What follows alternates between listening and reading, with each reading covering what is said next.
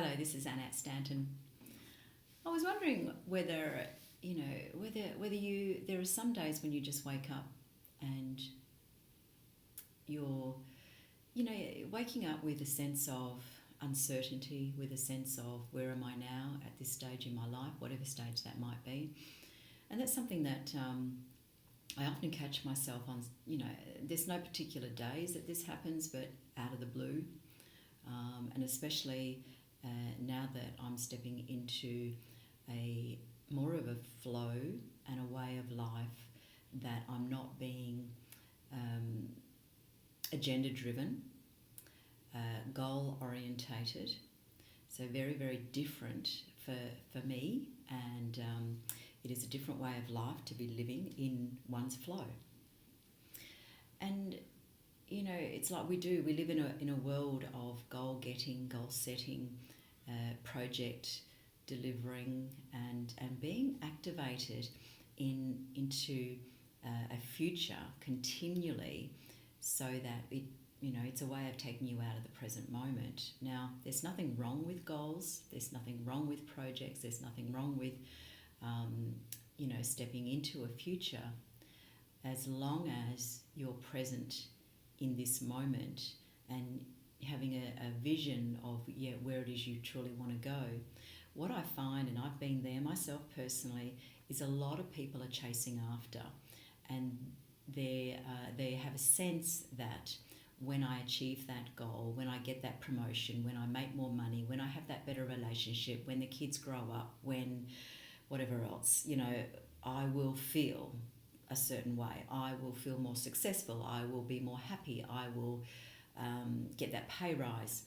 I will feel loved. I'll feel accepted. I'll feel so that when I achieve such and such or receive such and such, then I will feel more content, happy, living a purpose, and so forth.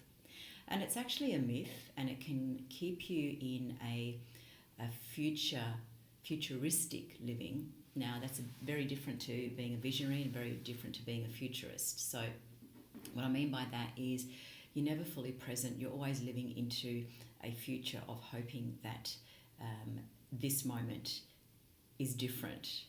This moment changes. This moment, when ultimately the only way you're ever going to be happy, feel successful, feel content and at peace is through this moment. So as I say to a lot of my clients, and this is a witness to where I used to be myself, is that when always thinking into a future, and it goes for the day-to-day to-do list as well. So if you're following a to-do list and you're feeling, a sense of I've got to get this done, and not being in the present moment, then the present moment will continue to elude you. So it's how do we stay present? And these are the conversations that I continually have with a lot of my clients. How do I stay present in this moment, enjoy this moment, when this is not the way I really want to live life, right? So there are a couple of different areas to look at there. Are you truly honouring your values? Are you truly living a life that you love? Now, don't get mistaken by the path of what you've chosen, because a lot of people see the life that they're living now as a way of getting to an end result, and it's not easy. It's easier said than done. Oh, just be present. Well, what does that really mean? It means, well, how do you stay in this moment where you're feeling all your senses? It's not actually just what you're doing in this moment. Am I doing this in this moment, and am I being present? It's feeling through, it's an inner body experience. It's feeling through the senses. It's feeling the environment. And most people are, chasing after something, or they're getting a job done, in the moment, yet they're having an out-of-body experience. What that means is they're focusing on the physical alone, the physical completion of when I achieve that. So it's there are many different forms of practices that you can take on, and one of them is through meditation, so that you can slow the mind, the busy monkey mind, chitter chatter down, so that you can practice breathing. Deep breathing is also another practice throughout the day. I get a lot of my clients, setting a reminder of some kind, so that they can do some conscious deep breathing, even if it's 10 deep breaths, 3 times a day. Little things like that can help you, to connect with your inner body, because that is the way that you're ever going to attract, receive, and manifest the things that you say you want in the future. It's not a future result alone. Trust me, I've chased it all my life. Now, I received a lot of things in my life, but then once I achieved it, then it was always what's next, because it was always short-lived. Success is an inside job. Success comes from feeling the feelings from within, and it's a feeling of feeling successful, not actually when I attract this or receive this or become this way, then I'll be successful. You'll continue to find something else, the what's next, right? So, for example, I remembered feeling like, well, once I get married, and once I, be an international speaker, and once I author my first book, then I'll be successful, then I'll feel a certain way, in my body.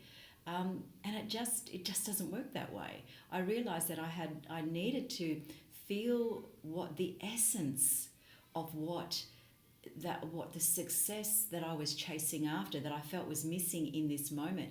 I needed to practice and feel the essence of that in each moment, and look for where I already have it in my life, right?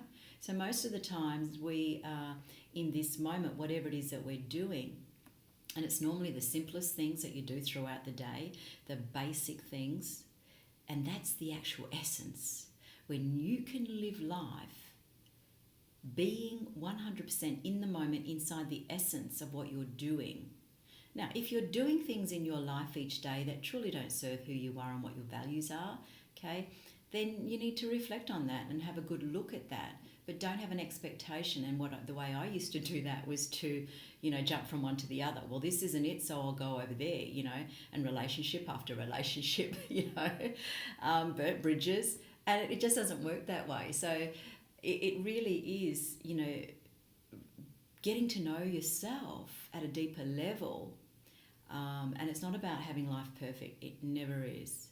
It's about being in the wholeness, being inside the spirit of this moment. The spirit is the whole essence of the moment. So it's the wholeness, using all your senses, tuning in.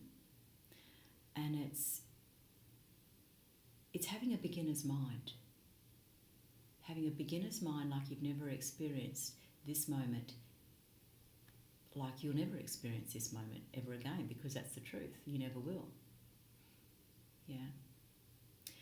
And it just reminds me of a daily blessing that I have. It's on my table here. I'm just going to get it. Hang on one sec. I'll just grab it. It's by Caroline Myss. Here it is. Caroline Myss, MYSS. And it's a daily blessing that I have on my table to remind me. And it goes like this. This day of my life will never come again. I will never see the people I am looking at again. I will never see the sunrise and sunset this way again. I will never see this person having breakfast with me again just this way. Nothing in my life like this will ever come again. And that's by Caroline Myss. So just remember that each moment, no matter what it is that you're doing, honour this moment, because it's never going to come again. Now, there's so many different conversations that can come up around this that you may feel challenged by.